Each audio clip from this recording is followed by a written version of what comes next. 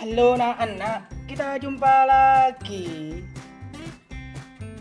Yuhu, anak-anak. Tante Ana senang sekali bertemu kalian. Halo juga, saya Mona. Kita bertemu lagi.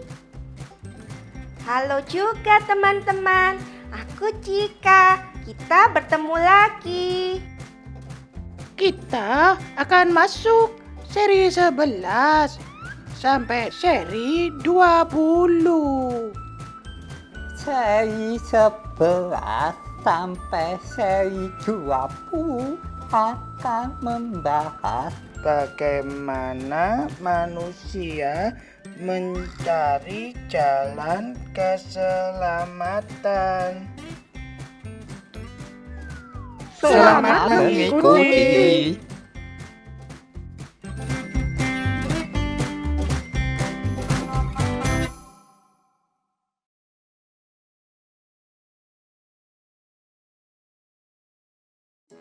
Aduh, cucuku mana Mona ini? Mona, ini acara asik akan dimulai loh. Mona! Ya, Kek, tunggu. Sebentar apa lama-lama, saya cepatlah. Tunggu. Nah, begitu kalau dipanggil. Ada apa toh, Kek? Lupa ya, acara asik akan dimulai loh, Mon. Oh iya. Iya ya. Sudah mulai ya, Kek? Sebentar lagi. Mona kenapa sih kok lama banget? Itu, Kek. Tadi Mona lagi nonton TV. Hah? Acaranya apa memang? Ada itu, Kek. Ada itu, Kek.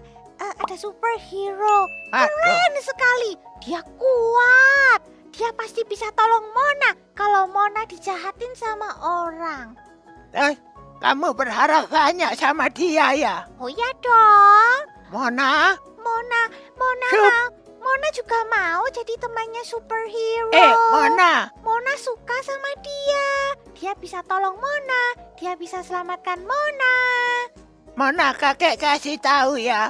Superhero itu sebenarnya nggak ada. Itu bohong-bohongan. Terus kamu ya tak kasih tahu. Kakek ini sudah pengalaman. Yang paling penting adalah keselamatan jiwa. Keselamatan jiwa apa? Ya supaya Mona bisa bertemu sama Tuhan di sorga. Begitu loh, Mon. Hah? Emang penting ya, Kek? Wah, itu penting sekali, Mon. Percayalah, Mon.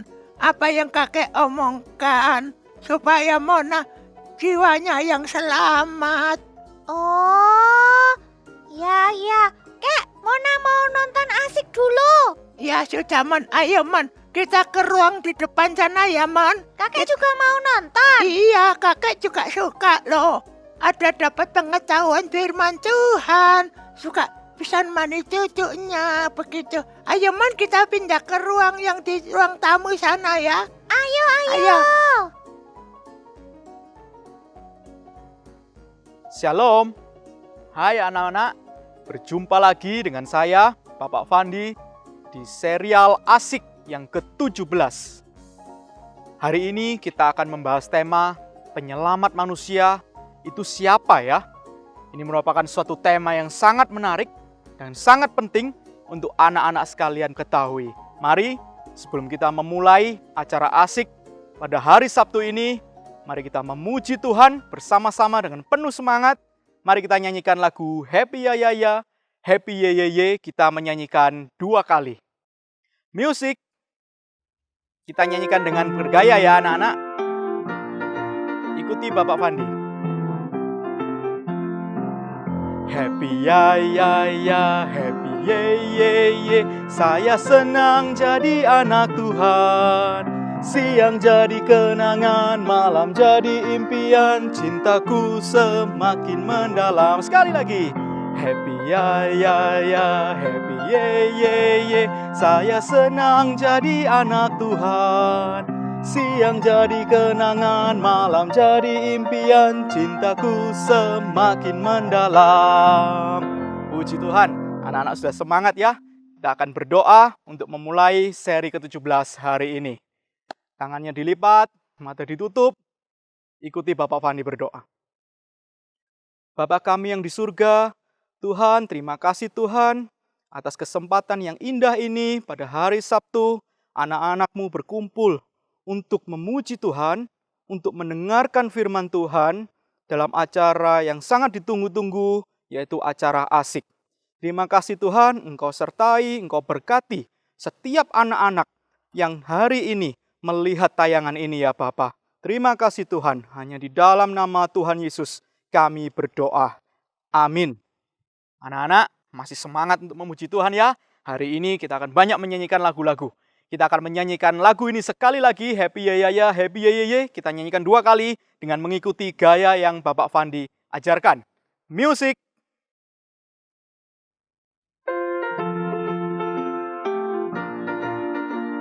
Tangannya di pinggang ya.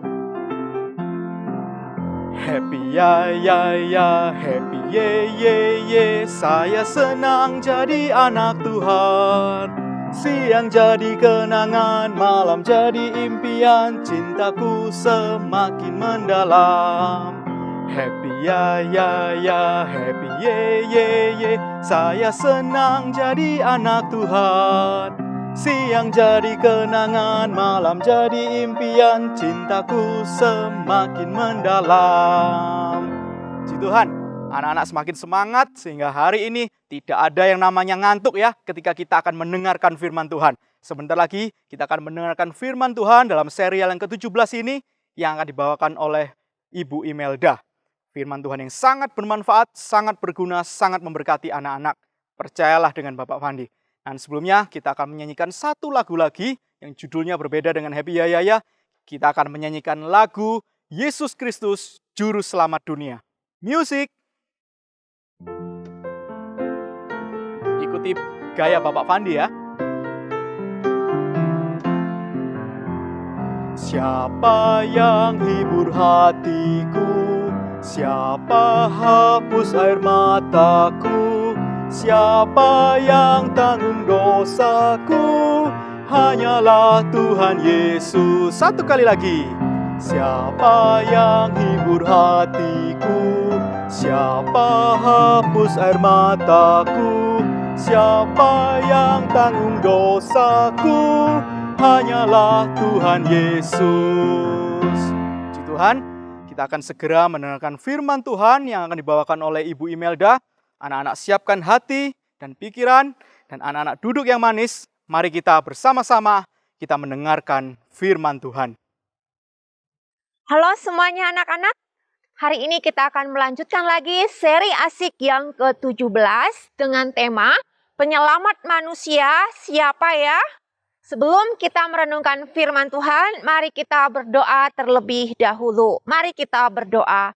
Bapa kami yang di sorga, kami sangat mengucap syukur Tuhan mencintai kami dan memelihara hidup kami. Sebentar lagi kami akan merenungkan firman Tuhan. Tolonglah kami sehingga kami dapat mengerti dan biarlah Tuhan juga memberkati ibu guru yang mengajar kami. Tolonglah kami sehingga kami semakin bertumbuh di dalam kebenaran firman Tuhan. Dalam nama Tuhan kami, Yesus Kristus, kami berdoa. Amin. Anak-anak, hari ini kita akan merenungkan mengenai penyelamat manusia. Siapa ya? Apakah memang kita perlu penyelamat? Menurut anak-anak semuanya, siapa ya penyelamat manusia? Nah, sekarang ibu guru mau tanya, yang baju kuning. Siapa penyelamat manusia? Wah, katanya presiden. Sekarang kita tanya lagi, yang baju hijau. Penyelamat manusia siapa? Wah, katanya orang pintar. Kenapa presiden bisa menjadi penyelamat kita? Kita tanya ya alasannya, kenapa presiden bisa menjadi penyelamat kita? Wah, katanya presiden itu punya kuasa. Jadi kalau dia menetapkan satu peraturan, semua harus taat. Dia punya kuasa. Sedangkan kalau orang pintar, kenapa orang pintar bisa menjadi penyelamat manusia? Oh, katanya kalau orang pintar bisa menemukan banyak hal dan itu berguna untuk manusia. Ada lagi yang tunjuk tangan. Coba kita tanya yang baju merah. Kenapa? Wah, katanya Penyelamat manusia adalah Tuhan Yesus. Anak-anak, apakah memang kita perlu penyelamat? Apa sih masalah di dalam dunia ini? Anak-anak, ternyata masalah kita di dalam dunia ini banyak sekali masalah di dalam dunia ini. Kita bisa sakit, kita bisa sedih, kita bisa berantem sama kakak, kita juga bisa berantem sama teman-teman. Kadang-kadang pelajaran di sekolah juga susah. Kadang-kadang berteman juga susah. Wah, ada banyak sekali masalah kita di dalam dunia ini. Tetapi yang menjadi akar masalah kita adalah dosa. Kenapa kita ada banyak sekali masalah di dalam dunia ini, anak-anak? Karena manusia sudah jatuh di dalam dosa. Manusia sudah jatuh di dalam dosa dan manusia dihukum dan tanah juga dikutuk. Nah, manusia dihukum, tanah dikutuk. Sehingga kadang-kadang ada banyak sekali permasalahan di dalam hidup kita. Dan puncak dari masalah kita adalah kematian. Anak-anak, coba kita lihat ketika Bapak Adam dan Hawa di Taman Eden, dia bahagia sekali di Taman Eden. Dan ketika Tuhan mengusir Bapak Adam dan Hawa dari Taman Eden, Tuhan mengusirnya dari pintu timur Taman Eden. Ketika Tuhan mengusir Adam dan Hawa dari pintu timur Taman Eden, Tuhan menempatkan kerup dengan pedang yang menyala-nyala. Mana buktinya? Kita lihat Kejadian 3 ayat 24. Tuhan menghalau manusia itu, dan di sebelah timur Taman Eden ditempatkannya beberapa kerup dengan pedang yang menyala-nyala dan menyambar-nyambar untuk menjaga jalan ke pohon kehidupan. Tuhan menempatkan kerup dengan pedang yang menyala-nyala di pintu timur Taman Eden. Anak-anak, Adam dan Hawa diusir dari Taman Eden. Dan Adam dan Hawa tidak pernah bisa masuk lagi ke Taman Eden. Setelah Adam dan Hawa keluar dari Taman Eden, ada banyak sekali masalah yang harus dihadapi oleh Bapak Adam dan Hawa. Tapi sesulit apapun masalah mereka, mereka tidak bisa masuk lagi ke Taman Eden karena pintunya sudah dijaga oleh kerup dengan pedang yang menyala-nyala. Manusia tidak bisa lagi kembali ke Taman Eden. Manusia hanya bisa menerima hukuman mereka. Nah, anak-anak, ada banyak sekali hukuman kita. Dan Adam dan Hawa juga mengalami banyak sekali penderitaan di dalam dunia ini. Di dalam Perjanjian Lama kita lihat bangsa Israel disuruh memberikan hewan persembahan kepada Tuhan. Nah, anak-anak, tetapi apakah dosa kita, masalah kita bisa diselesaikan dengan mempersembahkan hewan kepada Tuhan? Apakah hewan bisa menggantikan manusia? Sekarang coba kita lihat. Kalau misalnya kita lihat di dalam dunia ini, anak-anak, ada banyak sekali jenis hewan. Ada yang badannya besar dan kuat, ada yang larinya kencang. Tapi anak-anak, meskipun hewan badannya besar dan kuat, meskipun dia bisa lari dengan sangat kencang, kalau misalnya hewan sakit, hewan memerlukan dokter hewan. Dan dokter hewan itu adalah manusia. Nah, anak-anak, hewan gajah badannya besar, tetapi hewan gajah ini bisa ditaklukkan oleh manusia. Manusia bisa mendidik hewan gajah ini sehingga bisa menjadi taat kepada manusia. Manusia juga bisa mendidik kuda sehingga bisa taat kepada manusia. Manusia bisa mengalahkan semua hewan-hewan bisa mengatur hewan-hewan sehingga hewan-hewan taat kepada manusia. Kenapa hewan-hewan taat kepada manusia? Karena manusia lebih hebat daripada hewan. Nah, anak-anak, manusia lebih tinggi daripada hewan. Maka hewan tidak bisa menggantikan semua dosa manusia. Hewan tidak bisa menjadi penyelamat manusia. Tetapi kenapa Tuhan menyuruh manusia mempersembahkan hewan? Hewan itu hanyalah bayang-bayang atau simbol dari penyelamat kita yang sesungguhnya yang akan datang ke dalam dunia ini. Yang kedua, Tuhan juga memberikan perintah untuk mengangkat imam-imam sebagai perantara manusia dengan Tuhan. Anak-anak, imam-imam itu siapa? Imam-imam itu ditunjuk oleh Tuhan sendiri, harus dari keturunan suku Lewi. Tetapi anak-anak, imam-imam ini semuanya sebelum menjalankan tugas mereka harus mempersembahkan hewan sebagai korban penghapus dosa untuk dosa mereka. Jadi imam-imamnya juga sudah berdosa. Imam-imamnya harus mempersembahkan korban pengampunan dosa kepada Tuhan sebelum mereka menjalankan tugas mereka. Dan anak-anak, sebaik apapun imam itu, dia pasti mati. Wah, ternyata menjalankan kehendak Tuhan, menjadi imam tidak menghilangkan kematian. Selain imam-imam, Tuhan juga menunjuk nabi-nabi. Apa tugasnya nabi-nabi? Nabi-nabi akan menyatakan isi hati Tuhan kepada manusia. Wah, nabi-nabi juga tugas yang sangat mulia. Tetapi semua nabi-nabi juga mati. Dan nabi-nabi juga ada dosanya. Contohnya yang pertama anak-anak, Nabi Musa. Dia adalah orang yang luar biasa. Tuhan memberikan hukum-hukum Taurat melalui Nabi Musa. Nah, Nabi Musa berkata apa? Jangan engkau membunuh. Tetapi Nabi Musa juga sudah pernah membunuh.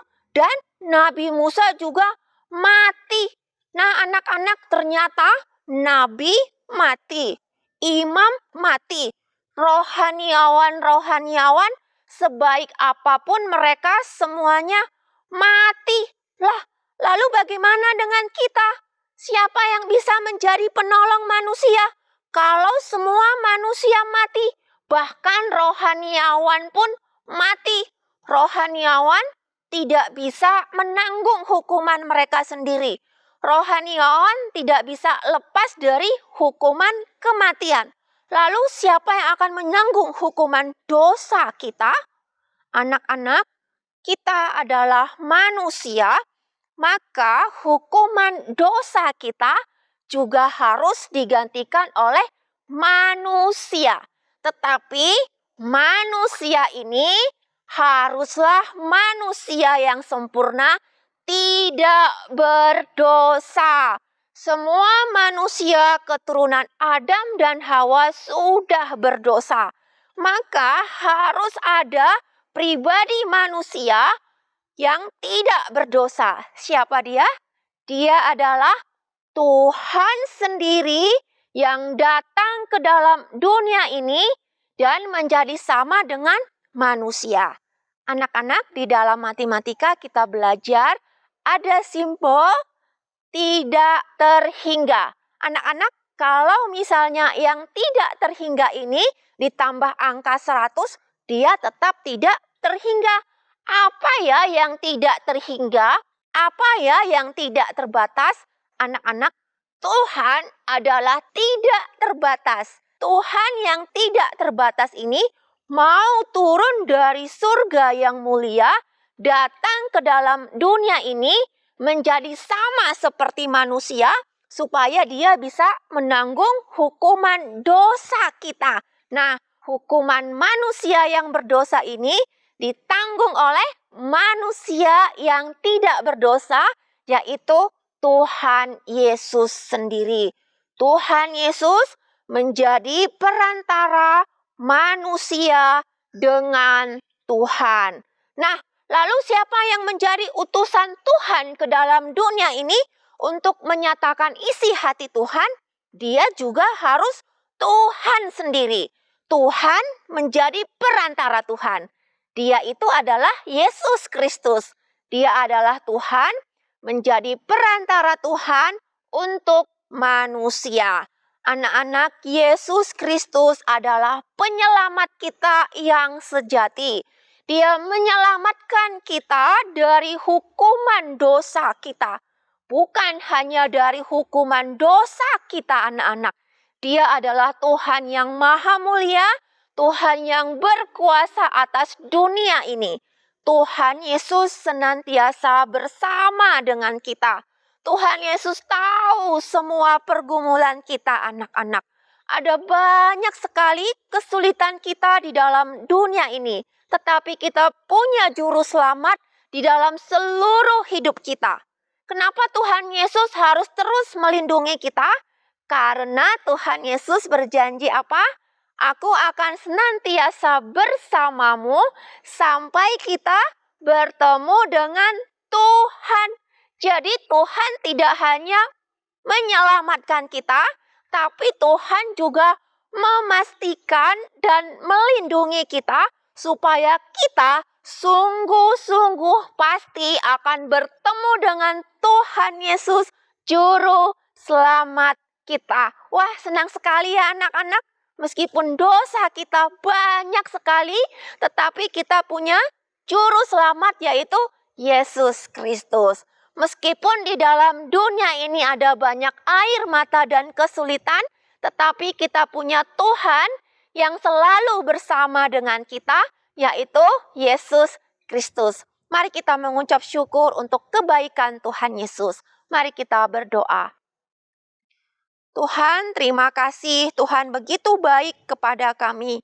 Tuhan mengampuni dosa kami, dan Tuhan juga senantiasa bersama dengan kami, melindungi hidup kami, memastikan bahwa kami pasti akan bertemu dengan Tuhan pada saat yang Tuhan tetapkan.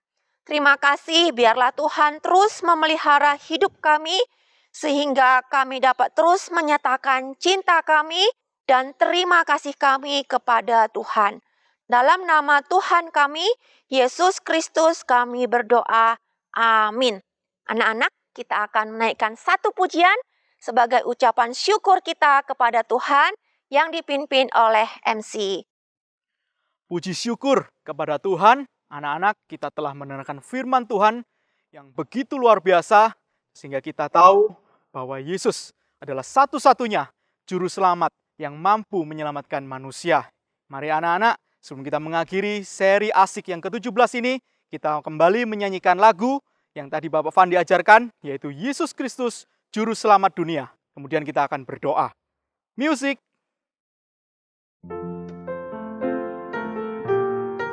Menyanyi dengan menggunakan gaya ya. Siapa yang hibur hatiku? Siapa hapus air mataku? Siapa yang tanggung dosaku? Hanyalah Tuhan Yesus. Satu kali lagi. Siapa yang hibur hatiku? Siapa hapus air mataku? Siapa yang tanggung dosaku? Hanyalah Tuhan Yesus. Mari kita berdoa. Tangannya dilipat, mata ditutup. Anak-anak berdoa bersama Bapak Fandi.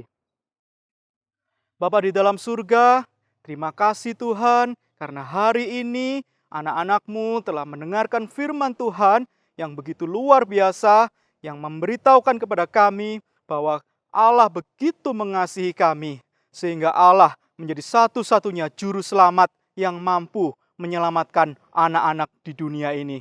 Terima kasih Tuhan, kami bersyukur memiliki acara yang seperti ini yang telah Engkau berkati dari setiap seri yang ada. Terima kasih Bapa, berkati kami untuk seri-seri berikutnya dan setiap anak-anak yang melihat dimanapun mereka berada. Hanya di dalam nama Tuhan Yesus kami berdoa. Amin. Anak-anak, jangan lupa Sabtu depan serial asik yang ke-18 akan tampil. Dan anak-anak jangan lupa untuk boleh mengajak teman-teman semua, saudara-saudara, untuk boleh ikut bersama-sama melihat seri asik yang sangat diberkati oleh Tuhan ini. Dan juga besok hari Minggu, anak-anak juga jangan lupa beribadah bersama dengan keluarga, memuji, memuliakan nama Tuhan, dan mendengarkan firman Tuhan. Baik, Bapak akhiri serial asik yang ke-17 hari ini sampai di sini. Terima kasih, Tuhan Yesus memberkati. Sampai jumpa. Terus baca buku lagi jika ada orang-orang pintar kumpul buat pesawat pengen ke bulan, sekalian mungkin mau cari Tuhan. Ayo, Cika Boy, yang semangat sama anak-anak yang lain kita nyanyi lagu Tuhan Yesus, aku berjanji. Masa sih Pak, di dunia ini ada orang yang tidak percaya kalau Tuhan ada?